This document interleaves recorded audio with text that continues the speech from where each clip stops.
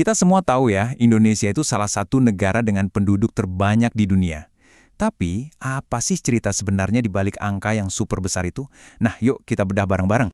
Coba dibayangin, kenapa ya ada tempat yang penuh sesak sama orang, tapi di sisi lain ada tempat yang luas banget tapi sepi?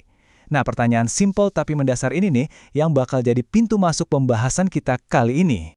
Oke, sebelum kita langsung loncat ke kasusnya Indonesia, kita harus paham dulu dasarnya. Karena ternyata ada 3 mesin utama yang universal, yang ngebentuk populasi di negara manapun di dunia. Nah, konsep kuncinya itu namanya dinamika kependudukan. Gampangnya gini deh, bayangin ini kayak mesin yang non-stop kerja, ngubah-ngubah populasi, entah itu nambah atau ngurangin jumlahnya, ngubah komposisinya, sampai ngatur di mana mereka tinggal. Dan mesin ini punya 3 penggerak utama. Dan 3 penggerak itu sebenarnya simpel banget loh. Cuma 3, kelahiran, kematian, sama migrasi. Udah, itu aja. 3 hal ini yang jadi penentu utama nambah atau berkurangnya penduduk, dimanapun itu. Yuk kita kupas satu-satu mulai dari mesin pertama, kelahiran atau natalitas. Di sini tuh kayak ada tarik-menarik 2 kekuatan. Di satu sisi, ada hal-hal yang bikin angka kelahiran naik, contohnya nikah muda atau anggapan banyak anak, banyak rejeki. Tapi di sisi lain, ada juga yang ngerem, kayak program KB, orang nunda nikah karena ngejar pendidikan, atau makin banyaknya perempuan yang fokus berkarir. Lanjut ke mesin kedua, kematian atau mortalitas. Nah, di sini juga sama, ada perang antara faktor-faktor yang bikin angka kematian naik, misalnya kesadaran kesehatan yang rendah atau vaskes yang kurang, sama faktor-faktor yang neken angka kematian, kayak gizi yang makin baik dan fasilitas medis yang lebih modern. Jadi intinya, angka kematian itu cerminan langsung dari seberapa maju kesehatan masyarakat di suatu negara. Oke, sekarang kita udah pegang konsep dasarnya kan? Nah, saatnya kita pakai kacamata ini buat lihat kasus Indonesia. Dan ini, wah, ini teka-teki yang skalanya gede banget dan timpangnya luar biasa. Coba lihat angka ini, 271 juta jiwa. Ini data proyeksi tahun 2020 loh. Angka ini bikin Indonesia jadi negara dengan populasi terbesar keempat di dunia. Kebayang nggak sih gedenya? Benar-benar masif. Nah, disinilah letak ketimpangannya yang dramatis tadi. Coba kita bandingkan. Pulau Jawa, yang luasnya cuma sekitar 7% dari total daratan Indonesia, itu dihuni oleh hampir 60% penduduk.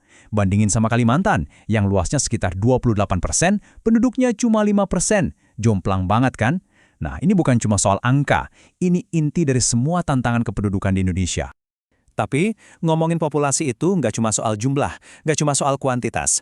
Ada pertanyaan yang jauh lebih penting. Gimana kualitas hidup orang-orangnya? Oke, sekarang kita geser fokus kita. Dari berapa banyak ke seberapa baik. Terus, gimana cara ngukur kualitas ini? Nah, ada alat ukurnya yang standar, namanya Indeks Pembangunan Manusia atau IPM. Gampangnya, IPM ini ngelihat 3 hal paling dasar. Pertama, kesehatan dan umur panjang. Kedua, akses ke pengetahuan atau pendidikan. Dan ketiga, standar hidup yang layak, yang diukur dari pendapatan. Kalau kita lihat dari sisi pendidikan, nah ini dia salah satu PR terbesar kita. Grafik ini nunjukin banget perbandingannya di ASEAN. Bisa kita lihat, Indonesia ini masih perlu kerja keras buat ngejar Singapura dan Malaysia. Gapnya cukup kelihatan.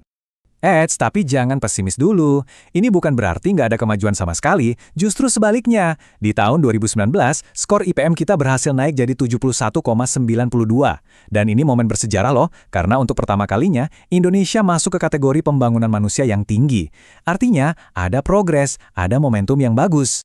Oke, dari semua yang kita bahas, sekarang kita masuk ke bagian yang paling penting, paling krusial. Kita ngomongin soal sebuah kesempatan emas yang katanya cuma datang sekali seumur hidup sebuah bangsa. Namanya bonus demografi. Jadi, apa sih bonus demografi itu? Gini deh penjelasannya. Bayangin sebuah masa keemasan di mana jumlah orang yang ada di usia produktif, usia kerja, yaitu 15-64 tahun, itu lagi banyak-banyaknya. Di saat yang sama, jumlah orang yang ditanggung, anak-anak dan lansia, justru lagi sedikit-sedikitnya. Nah, itulah bonus demografi. Dan di Indonesia, momen itu lagi terjadi. Lihat aja datanya. 7 dari setiap 10 orang di Indonesia itu ada di usia produktif. Artinya apa? Artinya ada 7 orang yang potensial bekerja untuk menanggung 3 orang lainnya. Ini secara teori adalah resep sempurna buat bikin ekonomi kita melesat.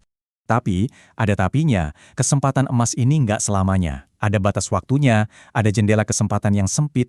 Jendela ini mulai kebuka sekitar tahun 2020, puncaknya diprediksi di 2030, dan setelah 2035, jendelanya pelan-pelan bakal nutup. Jadi, waktu kita nggak banyak, jamnya terus berdetak. Terus gimana caranya biar bonus ini nggak jadi bencana tapi jadi berkah? Ada 4 kunci utama yang harus kita pegang, dan semuanya saling nyambung. 1. Kita harus siapin SDM yang berkualitas lewat pendidikan. 2. Harus ada lapangan kerja yang cukup buat nampung mereka. 3. Masyarakatnya harus rajin nabung biar ada modal buat investasi. Dan 4. Perempuan harus diperdayakan buat ikut terjun ke dunia kerja. Keempatnya ini satu paket. Dan ini yang perlu kita garis bawahi banget, seperti yang disebut di sumbernya. Momen ini hanya terjadi sekali dalam sejarah sebuah bangsa. Sekali, jadi taruhannya benar-benar besar. Kalau kita berhasil manfaatin momen ini, hasilnya bisa luar biasa. Kita bisa mewujudkan mimpi besar generasi emas 2045. Sebuah generasi yang super produktif dan berkualitas, pas banget di ulang tahun ke-100 Indonesia. Ini visi besarnya, ini yang dipertaruhkan. Jadi pertanyaan besarnya sekarang adalah, dengan waktu yang makin mepet, sanggup nggak Indonesia memaksimalkan jendela kesempatannya ini? Akankah generasi emas benar-benar merebut momen emasnya? Ya, masa depan bangsa ini bergantung pada jawaban dari pertanyaan itu.